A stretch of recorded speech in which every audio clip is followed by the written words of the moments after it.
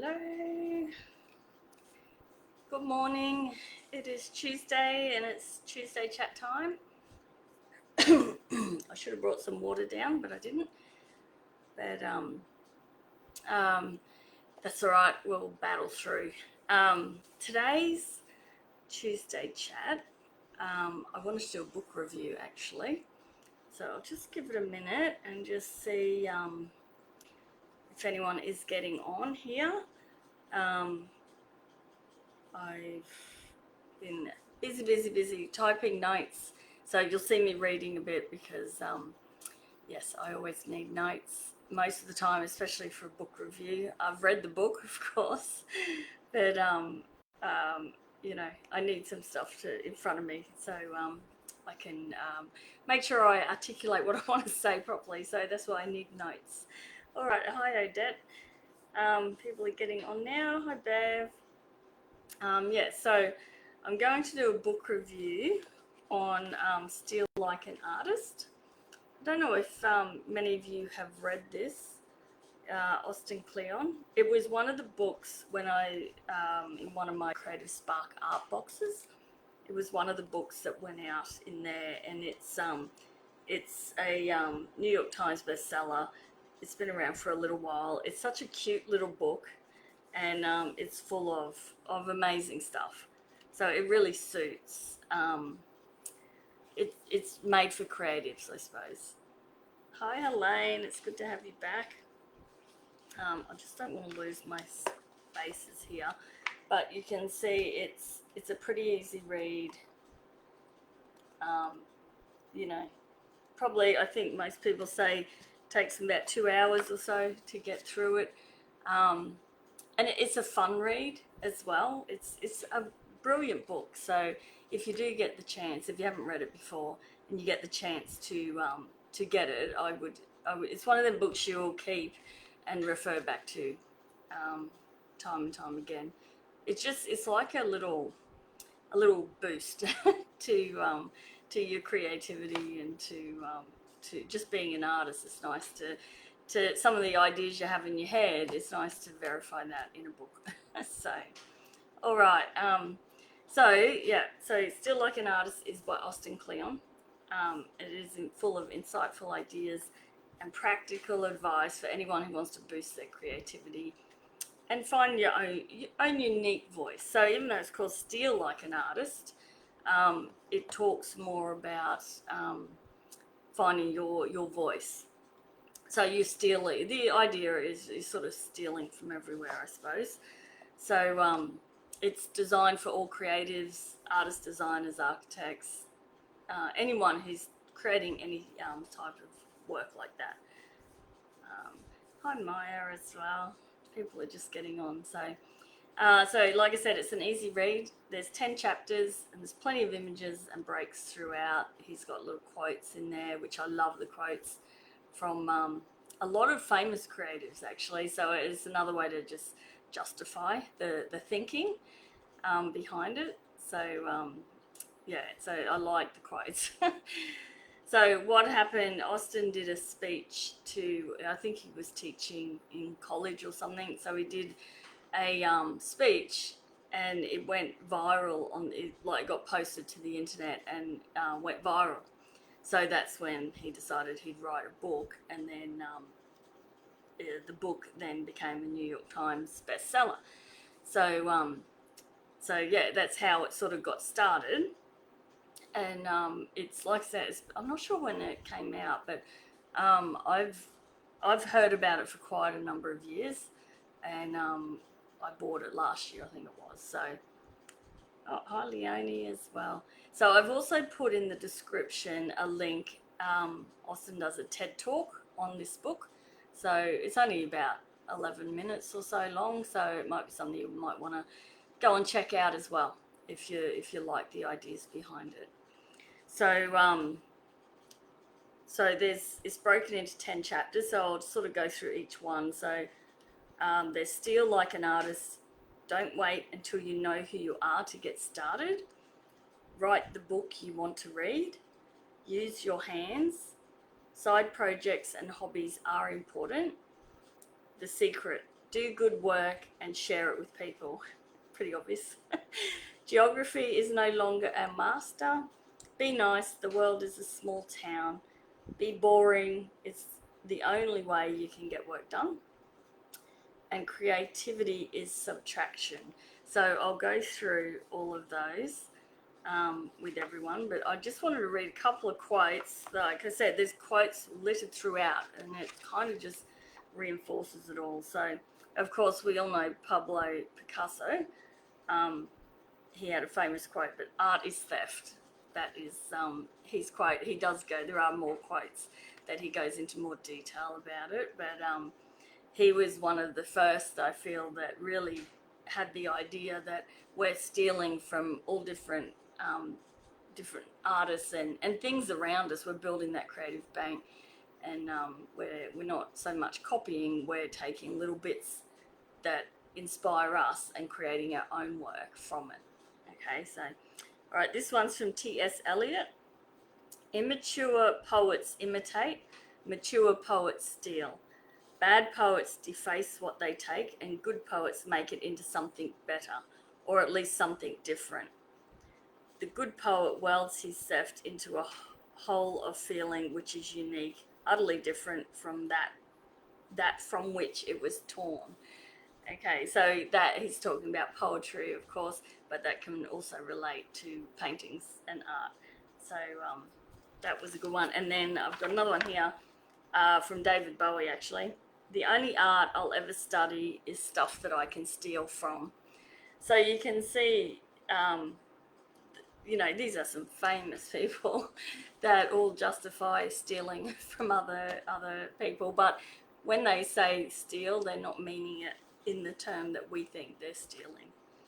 Okay, so we'll go through. Let me know as well in the comments if you've read this book, because it is great. I know some of you, I do recommend it inside my membership, so I know some of you have probably already got it. So, all right, so Steal Like an Artist, that's chapter 1. So this, the concept of this is based on an idea that no creativity is original and that all ideas stem from other ideas. There are ways to steal ideas without doing so in a negative way. So good theft means honouring, studying, crediting and transforming ideas. This is opposed to bad theft, which means degrading, plagiarising, imitating and ripping off ideas. This is why we study history, constantly try to understand that what has successfully been done before and find out how that idea can apply to our situation. So we steal the idea and we make it better. So that's the whole main concept, and really only the first chapter of this book, but sort of that's the whole concept behind the title and all of that. Okay, so chapter 2 is don't wait until you know who you are to get started. So if you wait until you figure out who you are and exactly what you want, you'll be waiting forever. So get started doing what you love, and eventually you'll figure out your own way by learning the ways of others. Okay, so yeah, just do it. Simple. That isn't the Nike logo. Just do it. It's some logo. You just got to you learn along the way, especially with becoming an artist as a painter or drawer or whatever type of art you're doing. You won't discover who you are until you actually, or not so much who you are, what your style is, until you actually start doing it. So that one is fairly obvious, I would think. So, all right, chapter 3.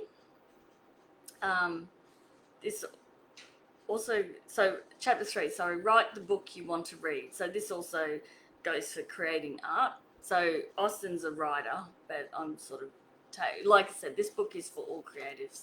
So I'm taking it in the term of painting. So, so it goes for create the art you want to see in the world. Don't create for someone else, create just for you. Even if that means that only you love it, it doesn't matter. You should be creating for the joy of it, not the accolades or sales.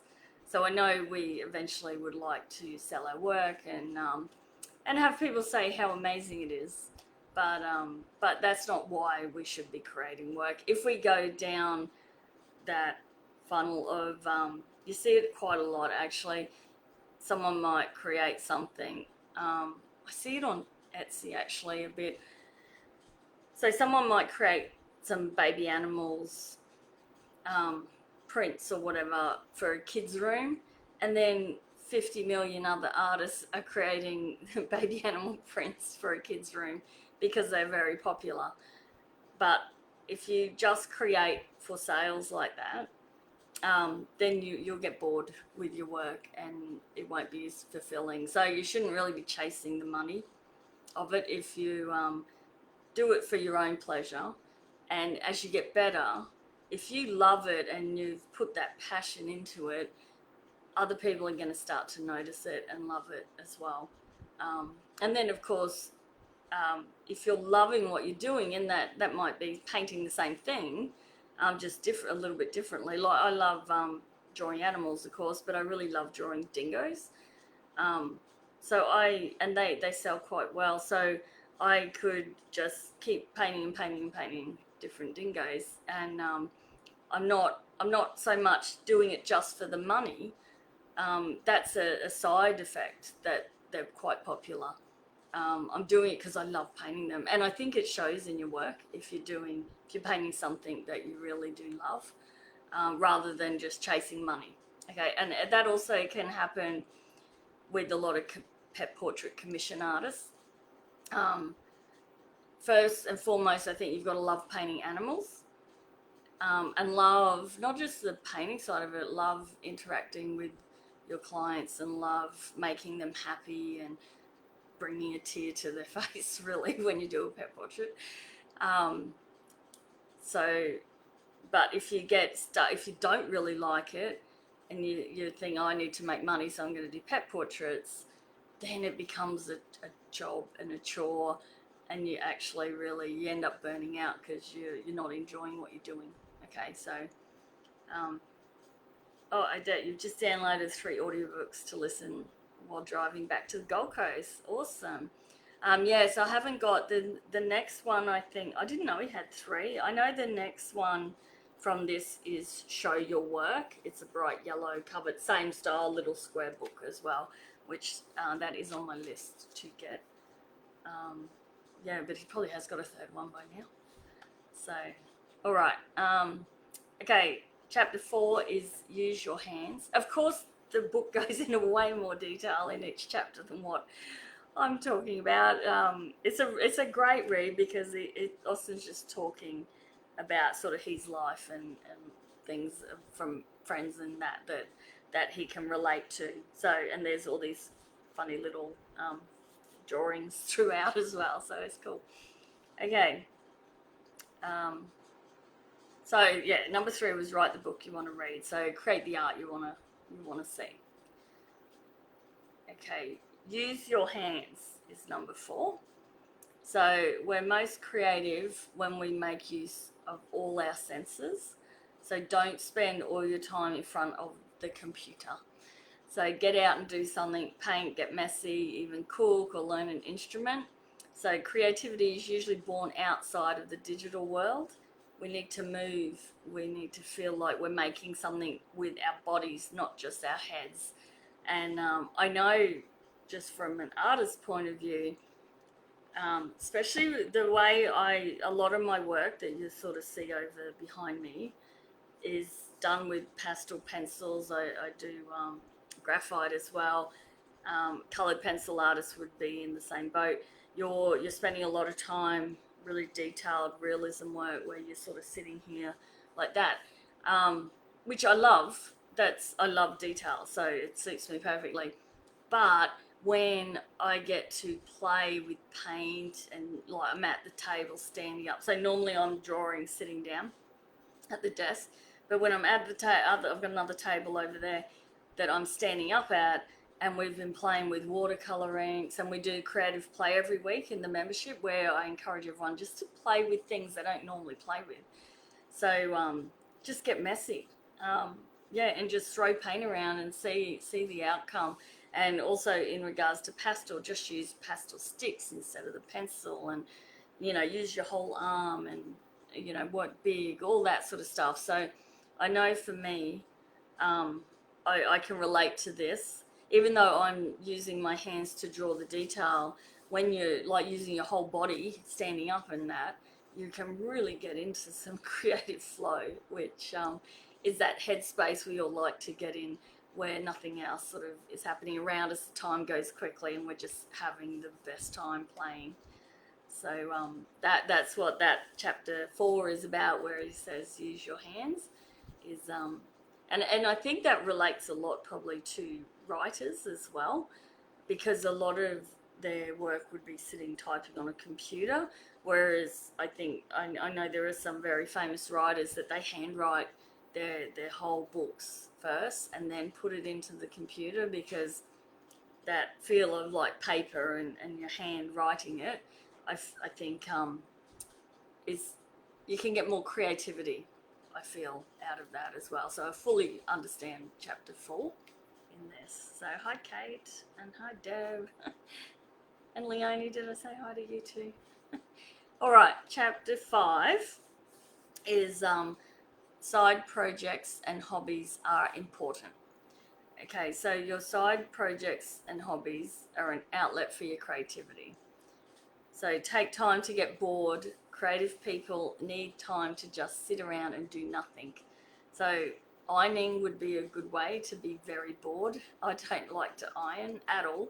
So I usually buy clothes that don't need ironing, or I live on a farm. I don't go out that much, so I don't need to iron my clothes. So that one isn't really suited for me. But if you iron a lot, don't have any distraction. Just sit and iron and let those thoughts sort of come into your head.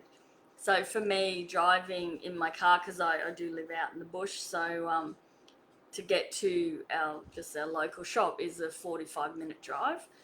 And I know I used to just drive radio up, just listen to the radio, listen to them talk, the news, songs, all of that.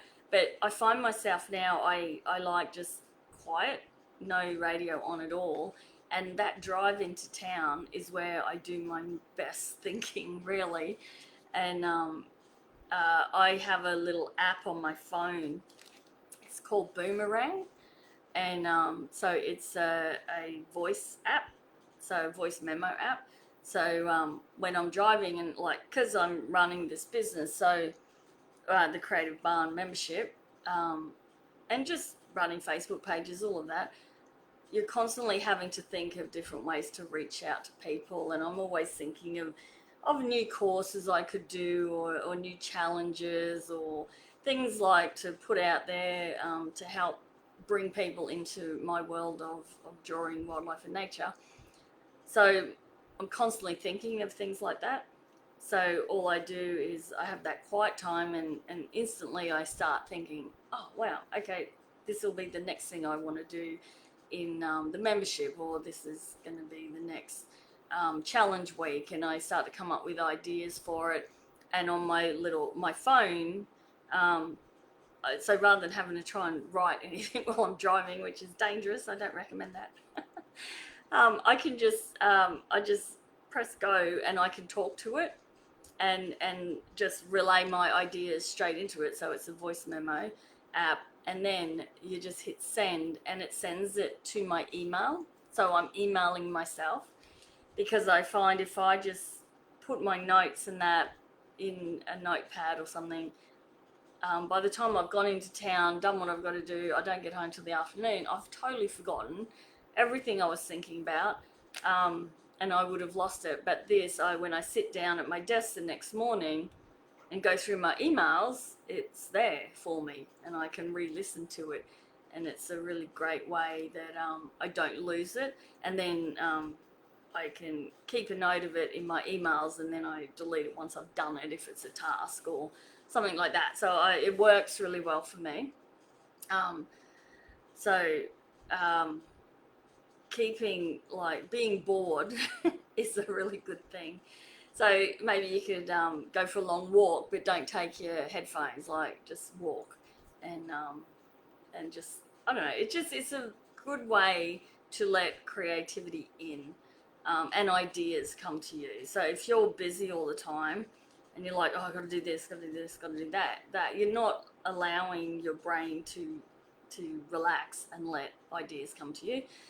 The book Big Magic also goes into this a little bit as well. So yeah, and I just know that to be true 100%, because yeah, like I said, and I drive to Brisbane. That's a 3-hour drive, so same deal.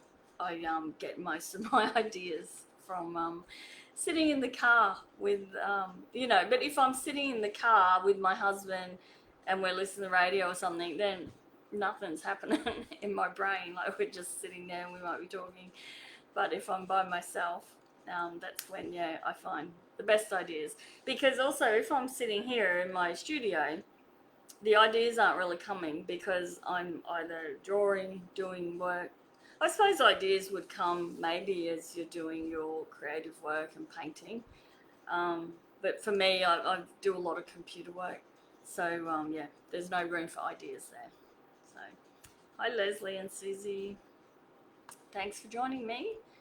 Okay. Don't forget, add, if you agree with any of this or you have your own ideas, put them in the comments for sure. Okay, so chapter 6. For those that have just joined me, I'm doing a book review. We're going through Steal Like an Artist by Austin Kleon. So we're just, I'm just going through all the different chapters, explaining what each chapter's sort of about and how it can relate. The whole book relates to artists and anyone creative. So, okay, chapter 6 is the secret. Do good work and share it with people. So it's not really that big a secret, but it's. Yes, Greg has to listen to the book too. He'll love it. I think he'll enjoy it as well. Yeah, it's just a really good book. So anyway, okay, do good work and share it with people. So Austin says if there's a secret formula for becoming known, he would give it to us, but there's only one not so secret formula that he knows, and that's do good work and share it with people. It's a 2-step process. Step 1, make good work, which is incredibly hard, and there are no shortcuts. We know that. So you've got to put in the time, and your work will suck at the start, but it will get better over time. Okay, so there really isn't a shortcut to that, especially when it comes to creating art, and especially when it comes to learning to draw from scratch and also creating realism. Like, there's a lot to learn. So yeah, and you get better the more you do it. So you've got to put in the time. So step 2, share it with people. So he says that used to be hard, but now it's simple. You just share it on the internet. And then he gets asked, so that's sort of, he does a lot of talk. So that's his little secret to success, more or less. But then he said he gets asked then the secret of the internet. Okay, because it's quite simple to say, just share it on the internet. Because we never had this. Nowadays is the best time to reach people because we do have the internet. And it's proven, like in my membership, we have members from all over the world. So all through Europe, the UK, the US, South Africa, like Canada, Australia, of course, New Zealand, Tassie isn't Australia, but just from everywhere. Whereas I would never have been able to reach all of those people, years ago. So it is easier, and it is simple to share on the internet with social media. But he does go into more detail about the secret of the internet, which I'll read from the book here. So step 1, he says, wonder at something. And then step 2 is invite others to wonder with you. You should wonder at the things nobody else is wondering about.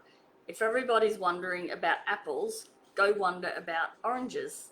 The more open you are about sharing your passions, the closer people will feel to your work. Artists aren't magicians. There's no penalty for revealing your secrets. Um, so he goes into how he gets a lot of inspiration from people like Bob Ross or Martha Stewart. So like we all know Bob Ross, the painter with the fro and the happy little trees. And he had happy little accidents too, didn't he? Bob Ross taught people how to paint. He gave you secrets away. And Martha Stewart teaches you how to make your house and life awesome. She gives her secrets away. People love it when you give your secrets away, and sometimes if you're smart about it, they'll reward you by buying the things you're selling. So you don't have to share everything. In fact, sometimes it's much better if you don't. Show just a little bit of what you're working on. Share a sketch or a doodle or a snippet. Share a little glimpse of your process. Think about what you have to share that could be of some value to people. Share a handy tip you've discovered while working, or a link to an interesting article. Or mention a good book you're reading, which I am. If you're worried about giving secrets away, you can share your dots without connecting them. I love that quote. Share your dots, but don't connect them. So in saying that, yeah, you can share, like, especially in my case, and anyone teaching art and different things online, there is a point you want to share and offer tips and that, because a lot of people can't afford, of course, to pay for courses, and you want to reach everyone. So yeah, we're not magicians, like you said. We don't need to keep our secrets, but sharing just behind the scenes little snippets, all of that, if you want to build your social media following. That's how people get to know you, and your tips could be really helpful for them. And then, but you don't want to share the whole, like your whole process, more or less. You're just sharing bits and pieces of it, so that then if they really enjoy what you're doing and can resonate with you, then they'll want to learn more and pay for your paid programs. So so that one is a good one about the internet, definitely, and about, share with everyone. It's not, we don't have to keep everything just tied in and secret. So if you discover something new, I know in our membership they're always sharing. They're a great bunch of people, and they're always creating, coming up with new ideas and sharing in the private groups, which is amazing, and it just helps us all grow, and we sort of all grow together. So yes, they are a great group of people. Okay, Deb, you just checked out an e-copy. Oh, cool, you got it from your local library. That's brilliant. You just ordered it on Kindle. Oh, so good. Yep, so very good. I'm glad everyone's getting onto it. You'll really enjoy it. I had it, not this art retreat, the one before. I took one of these down, and everyone had a little go at reading it, and they all loved it. So, all right. Let's see, what are we up to? 7. Geography is no longer our master. So travel, I've talked about this before, but travel is a great tool to spur creativity. Being in unfamiliar surroundings forces you to look at things from a different perspective. Looking at something in a new way and in a new place can inspire completely different ideas. So this is where you're building that creative bank. And maybe some of us can't afford to travel overseas, but just traveling outside of even just your town and experiencing new things. And yeah, it just, all of that helps. Just going for, if you don't normally go for a walk down the beach or the park, go and do that. Like, just something, get out there and travel, because especially overseas, you really learn a lot from other cultures, and you will be inspired with that. So like, even, I know the art retreat, everyone who comes to it always wants to come back, because it's just, you're in a new surrounding. All we're doing is art, but being in that new surrounding and not having anything else to do. Like Jillian says, our host, that she knows a good art retreat works when she takes care of all of the general duties like washing the dishes, cooking, making the beds, like all of that stuff. So all we have to do is go into the studio and create, and she takes us on excursions where we go and see new things. Next year we're going to Bay of Fires, which I'm so excited about. It's going to be so cool. But just being able to travel and just free our minds to just concentrate on our art. And yeah, just the ideas that come in, and everyone just gets lots and lots of work done. So yeah, it is good if you can afford to travel, but like I said, you don't have to go and fly to the other side of the world, which I'm doing. I'm going to be very inspired by Scottish cows and puffins. But yeah, just travel outside your town or your area, where even, you know, some people have grown up in the same area their whole life and never traveled. And I think that can be very restricting for a creative person, for an artist. You need to be able to get out and see a few things, and yeah, build that creative bank as well in your head. So, all right. Oh, that was the other thing with the art retreat. If anyone is interested in coming along next year, both March art retreats are pretty much booked out. But I am running one in August, so that one I will advertise very soon. Hopefully this week or next, I'll put it out there and take bookings for that. So yeah, there's definitely going to be space for anyone who wants to come, but it'll be at the August one, which will be nice anyway, because again, traveling there, I keep going there in March into Tasmania, and this is going to be in August, so it's going to be winter, so it'll be really, really nice. It'll put me out of my comfort zone a little bit, but I'm looking forward to it.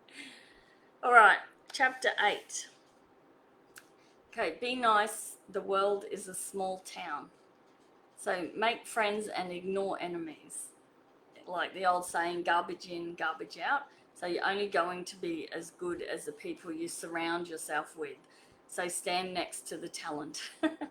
Austin says, if you ever find that you're the most talented person in a room, then you need to go and find another room. Okay, so that is a good way. A lot of people do masterminds, which I've heard great reports from people that do go to a mastermind, where you want to be in a group of people that are sort of higher than you talent-wise, or especially to do with business as well, because you're going to learn so much from them. So, but if you're surrounding yourself with negative people and you know, people who aren't interested in you know, doing things that you want to do and that, then yeah, you're not going to be inspired by anyone then, are you? So think about that, because there are some people that, you know, you can distance yourself from if they're bringing you down all the time. So, you know, they always say we can choose our friends, not our family, all that sort of stuff. So, but yeah, so, you know, make sure you surround yourself with good people, and groups like all the Facebook groups that I'm in, and of course my membership. They're a great bunch of people that just lift each other up. So, all right, Leslie, where are you going to see the puffins? I live a short distance from the Farne Islands. Well, I don't really know. We're going to Scotland for 2 weeks, and we're going to the Isle of Lewis. Is it Isle of Lewis and Harris? I think it's called. And I've read that's where there's puffins, but I have no idea if it is the right time of year. Okay, so we could be totally, I don't know. I haven't looked into it that hard. I just read that there's puffins on this island. So we're there for a couple of nights. So fingers crossed. My girlfriend, I'm too busy with my business. So she's sort of doing all of I went through and did the itinerary of where we're going to be and booked the rooms, the hotels. And now I told her she's in charge of the actual daily activities. So she told me we'll probably be able to see puffins, so we'll see. I'd hope so, because then we're going to be drawing puffins in the membership. So, all right. Okay, number 9. We're getting through these. So number 9, be boring is the only way to get work done. And that is so true. Consistency is boring, but being consistent and having a routine are the best ways to make the most of your time. Good time management is the best way to ensure that those valuable brain cells are being put to good use. So, Austin talks about if you have a day job, it can actually be a good thing because it gives you a daily routine in which you can then schedule your creative time. So I don't have a day job. My day job is drawing and being an artist and running this my online art business. So I don't have a routine. So I have to be really strict with myself. So I kind of have to create a routine myself, or else nothing will get done. So to get it done, I sort of write everything down of what I plan on doing that day. So my husband says I am boring, but I know I'm being productive. Plus, I'm doing what I love. So, but I do know if I don't kind of write down on a Monday or every morning in my hold on, in my Creative Barn planner, which a lot of you guys have that are in the membership. So if I don't write down each day what I plan on getting done that day, then I'll sit here and just stare around and get sidetracked and forget totally. My brain goes blank and I forget what I have to do. So I need to write all of this down. So, which I thought, yeah, having a day job, that is so true because you do have a routine. When I used to work full time, you know, I knew like I'd be at work, get home, you know, my husband cooked dinner, I wash the dishes, get the kids sorted, and then I would have 2 hours of creative time. And it was 2 hours. I'd lock myself away every night. Whereas now, sometimes I don't even get 2 hours of creative time because I sort of flit around and forget what I'm doing half the time unless I've written it down. So, yeah, I'm definitely less organized now. I don't actually have a job. So, yeah, I thought that was a really good way to see that, actually. All right, yes, the planner. All right, so Jerry Seinfeld, the comedian we all know, has a calendar method that, well, he kind of is supposed to be the one that came up with this idea. He says he didn't, but everyone sort of says he did. So he obviously just mentioned it in a talk. So he's got a calendar method that helps him stick to his daily joke writing.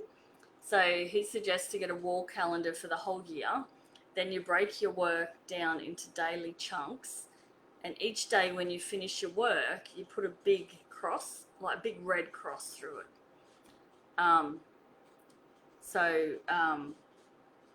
Yeah, you put a big red cross through it. So then every day, instead of just getting work done, your goal is to just fill the box with a cross. And then after a few days, you start to see a chain. So I think I've heard this called as a productivity chain, something or other. Anyway, but so yeah, you've got these crosses, and then he says, just keep at it and the chain will grow longer every day. You'll like seeing that chain, especially when you get a few weeks under your belt. And your only job next is not to break the chain. Okay, so the best way to do that is to just set one goal at a time, and it needs to be specific and realistic. So you could say your goal is to paint, say, for 1 hour every day, and then each day you've painted that for that 1 hour, you put a big cross in the box. And then the longer the chain becomes, the guiltier you're going to feel when you break it. Okay, so I've seen people use this for losing weight, to stop drinking maybe, to be more active, go for a walk, to drink water. That's one that I've seen it a lot actually. Yeah, so it's like this chain one. And yeah, your sort of mindset is, oh God, I can't break that, so I'll have to do that hour of drawing. So you might, like Austin uses it for, he writes I think his goal was 1 page a day of writing.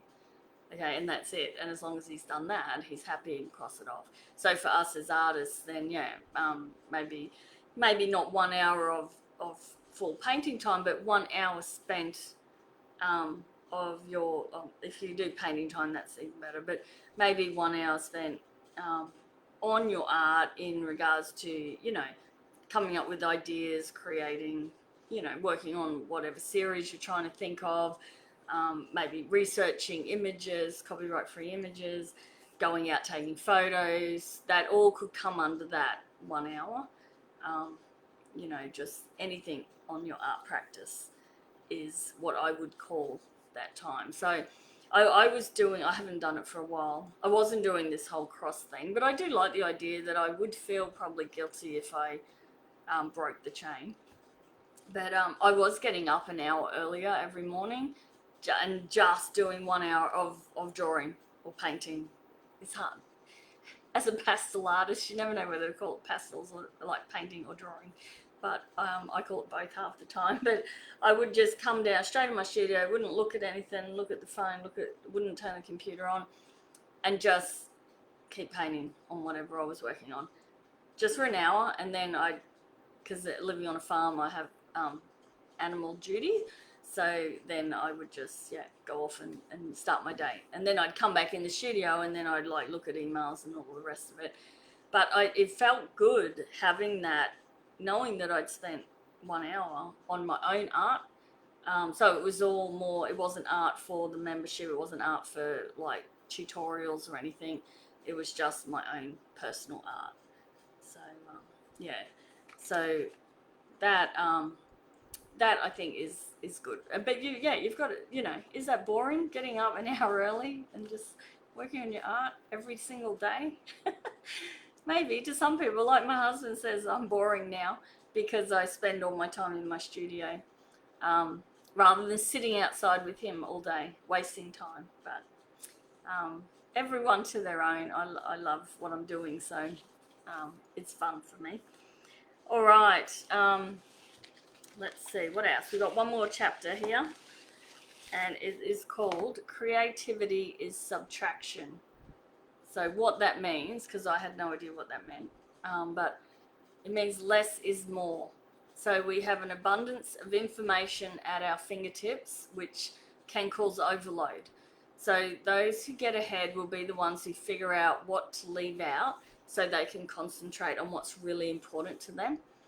So creativity subtraction is figuring out exactly what is important and eliminating all the rest.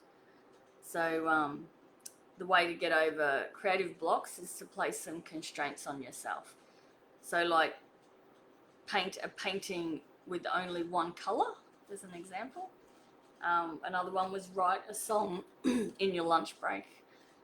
So putting those little constraints like that, it can get through a creative block. It's a good way to do it, actually. So don't make excuses for not working. Make things with the time, space, and materials you have right now. So I know us as artists, I'm guilty of it. If I'm like loving someone else's work and think, oh, I'd like to have a go at that, I feel I can't until I go and buy exactly the supplies they're using. Because I feel it won't work unless I have exactly what they have, which is silly.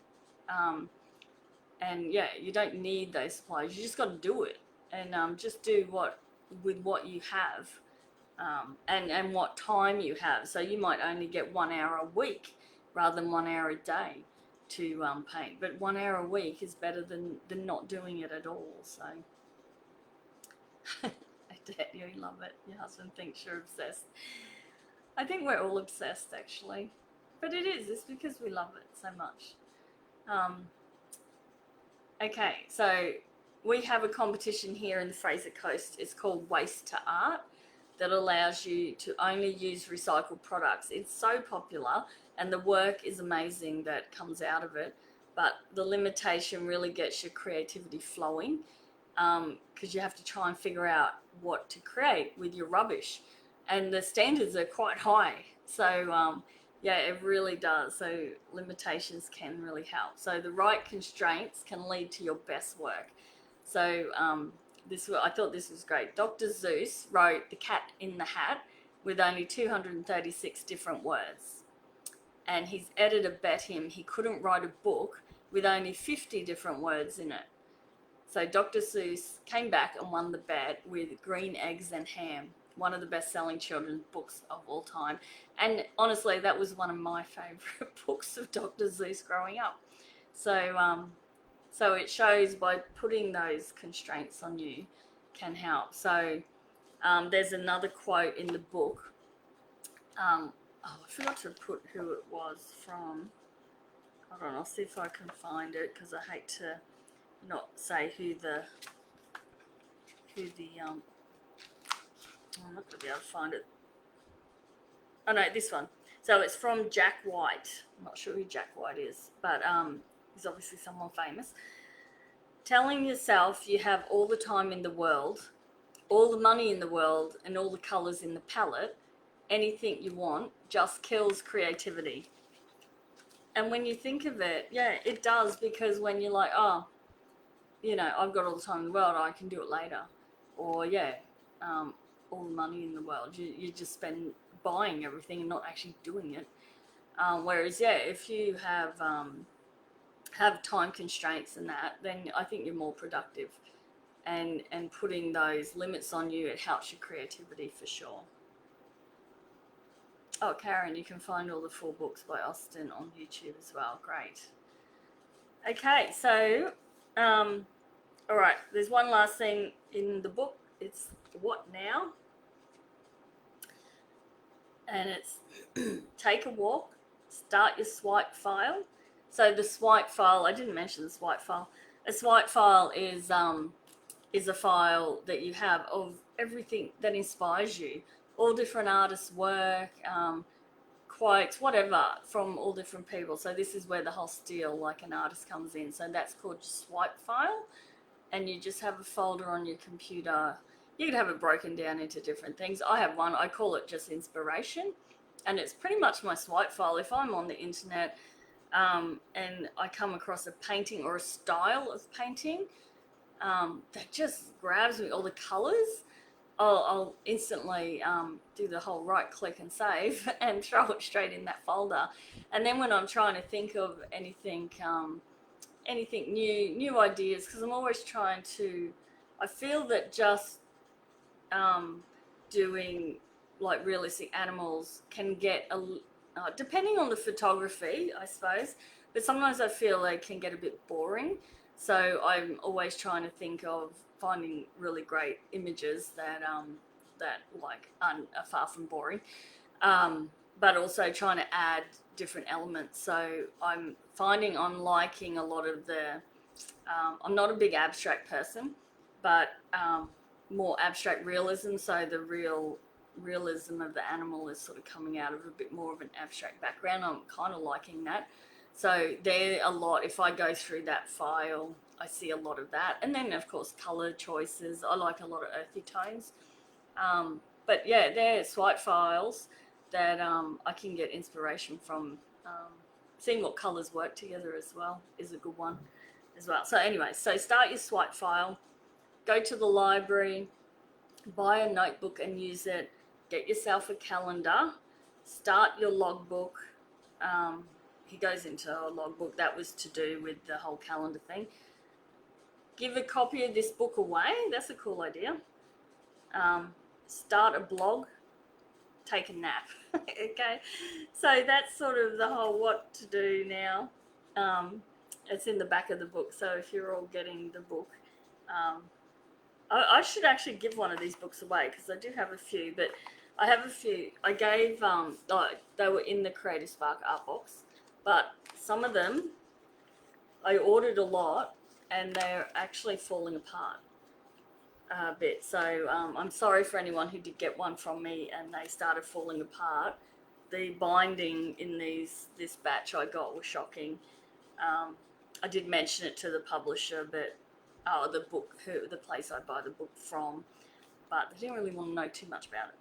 So they credited me for one book, but pretty much all the books are like that. So, but yeah, maybe I might give one of these away as well. So stay tuned to that. Today I will create a post and I'll give one of these away. But like I said, you'll just have to bear with it because it might fall apart on you. But anyway, but you'll still be able to read it. Okay, so all right, guys. The only thing as well, I probably will only make this Australia wide because the postage can be a killer overseas. So I might just make the giveaway of this book just for locals, or for Australian residents. Sorry, everyone overseas. Yeah, Kate, it is a great book. So, all right. Okay, guys, that is it for this week. So I still have one more Tuesday chat next week. Just let me look at my calendar, wherever it is. Calendars everywhere. Yes. So, yep, I'm still here next week. So Tuesday chat next week, and then I thought we might do some talk about right brain exercises and maybe do a couple. So that's next week, and then I'm away for essentially 2.5 weeks. But yeah, so there won't be any Tuesday chats for 3 weeks after that. But anyway, all right. Well, thank you everyone, and I will see everyone next week. And I hope this has inspired you to go and read this book and enjoy it, or even just some of the things I've talked about. I hope it's got you thinking a little bit. Okay. All right, and thanks for joining me as always, and I'll see you next week. Bye, guys.